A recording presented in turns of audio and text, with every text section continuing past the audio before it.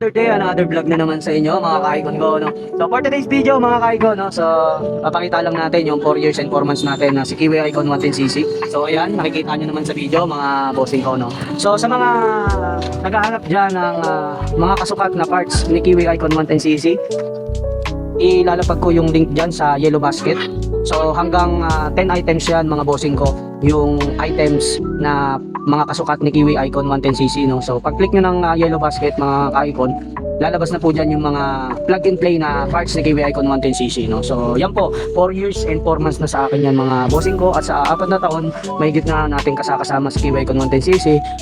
Hari nawa ay napaka all goods ng takbuhan ni Kiwi Icon 110cc, no? So hindi talaga ako nagsisi at nagkamali, at inignore ko lang noon yung mga negative feedback ng mga tao na nagtatanong kung anong model ng motor natin, anong brand.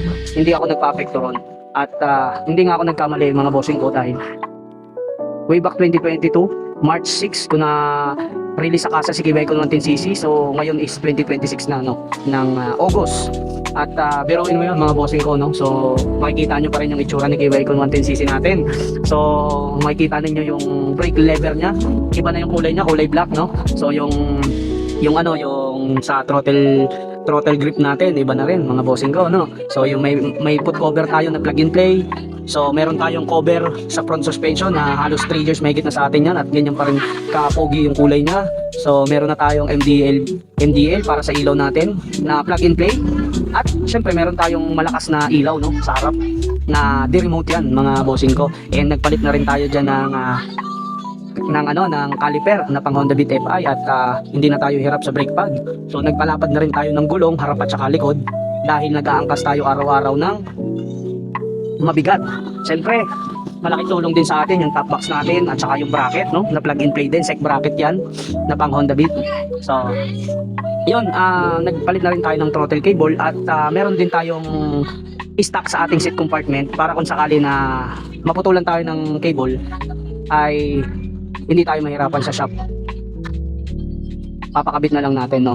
So yun, nagpalit na rin tayo ng CVT set, pero stock lang yan. Kung ano yung grams ng bola, anong size ng sprocket, ng so replacement lang din yung pinalit ko, kasi napakaganda ng hatang ni Kiwi Icon 110cc. Parang hindi siya 110cc lang, para siyang 125cc rin. So ang naiba lang dyan sa panggilid yung belt nya. So pinalitan lang natin siya ng pang Honda Beat carb na mas maganda yung kapit. Based sa experience ko mga bossing ko, mas maganda yung lapat nya, no, kaya mas maganda yung arangkada natin. At yun, pagka every time na namamatayan ako, so dati na pinipihit ko pa yung minor sa loob ng seat compartment, pero ngayon hindi na. So napaka-smooth lang ng pag pinipika ko yung throttle cable mga bossing ko. Mas smooth siya ngayon kung kailan tumagal pa siya sa akin ng ganun ng 4 na taon mahigit, saka pa sumarap pigain yung throttle cable niya kumpara nung stock.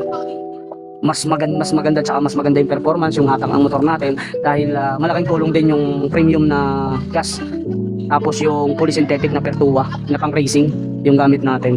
So mas maganda siya sa makina.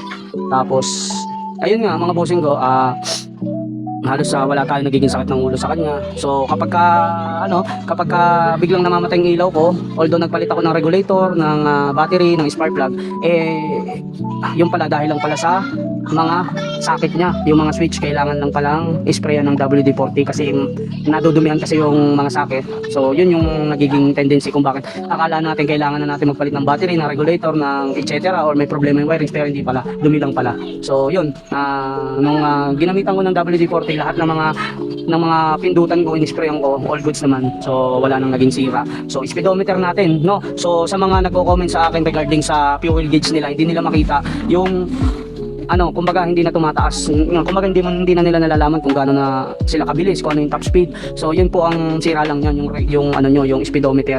So yung speedometer kasi mga bossing ko, ito po siya, yung speedometer niya. Yan po yan.